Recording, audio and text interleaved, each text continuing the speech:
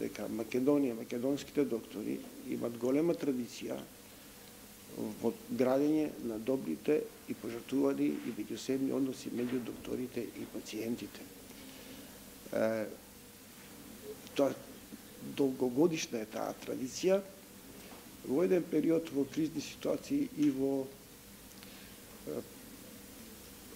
една потешка економска ситуација многу, можеби малку се нарушија, но тука не е заслугата само на пациентот или на докторот, тука и на општествената ситуација, пако сакате и влијањето малку на медиумите, она што и претходно ви кажа, медиумите се многу важна карика во овој систем за безбедноста и меѓусебната доверба меѓу докторот и пациентот, и со нив треба да се работа многу внимателно, односно заедно да соработуваме.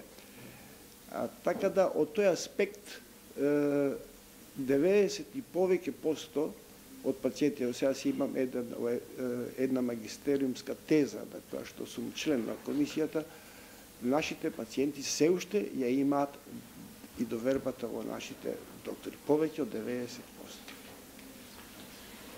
И сега вие кажавте дека тој рост може да го наруши продуктската ситуација. Значи тоа што го прашави дека многу зависи од односот на лекарите и од платата што го бидат. Знаете што, точно е дека во Македонија се најголем број на докторите незадоволни од материјалниот статус. И тоа е објективен факт. Меѓутоа, верувате, со честни искуствици, како и во сека и професија, никој од докторите не си дозволил заради тоа своје незадоволство да направи некој потек кој би штетел на обе пациентите. Меѓутоа, во вкупната атмосфера која се створа, она што со години е градено, довербата меѓу пациентот и докторот, малку како да се ствара еден тој јаз, што е апсолутно непотребен, пако сакате и пациентите не се во ништо подобра материјална ситуација. Се разбориме ние дека кога ќе настане некоја грешка, дека или најлесно е да го обвиниме лекарот, но не секогаш е лекарот крив, може да е пациентот, а може и двајцата да не се криви. Како е во однос во Македонија? Дали пациентите, значи, пошто јас лично сметам дека многу е важно, значи, свеста на луѓето, на биде на повисоко ниво. Колку се луѓето свесни за тоа? Видете, во Македонија е проблемот малку посложен. Факт е еден, дека не можете вие однапред никого да осудите, нити пациентот, нити овој доктора за некоја немила случка што се случи. Затоа влегува во вкупниот систем на и лекување. Од тоа што пациентот ви кажува, до тоа што јас како доктор го продуцирам како знаење и како интервенција. Така да, прејудицирањето е најтешката работа. Во вториот дел од прашањето беше? Дали во Македонија пациентите се свесни за видите, своите права? Вториот дел е во транспарентноста и во едукацијата. Значи, за сите било кои случувања, кои случаи треба да се запази принципот на транспарентност, на анонимност и на заштита на интимата и на докторот и на овој пациентот во случаи кога се случат докторски или овде медицински инциденти. И тоа е основното правило за да утре никој не се најде повреден кога стручната експертиза во најбрзо можно време достапно и јавно го изнесе своето мислење. Вториот сегмент е што треба со јавноста да се работа.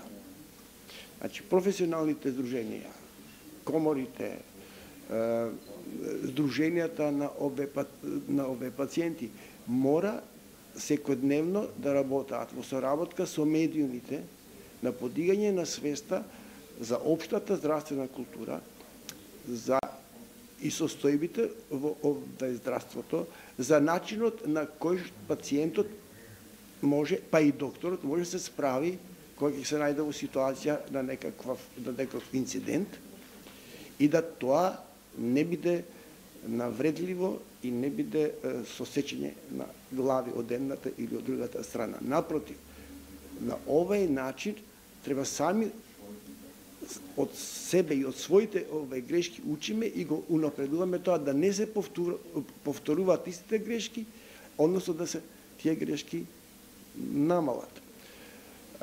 Можам да ви кажам дека медиумите сте моќно оружје и во позитивен и во негативен.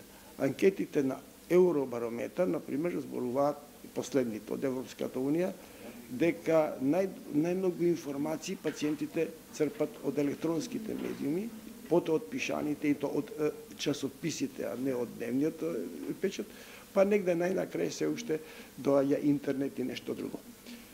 И тоа црпење информации не е толку лошо. Добро е што е од медиумите, меѓутоа се поставува секогаш прашањето колку медиумите тој едукативен програм го прават самостојно или во соработка со професионалните здруженија, па да им даде права медицинска и тежина на таа информација и точност, или се користат извори кои што се со непроверен квалитет.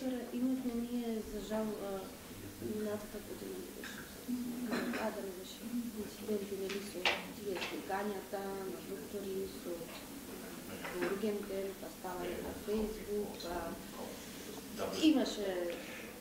Значи, моето прашање е следно.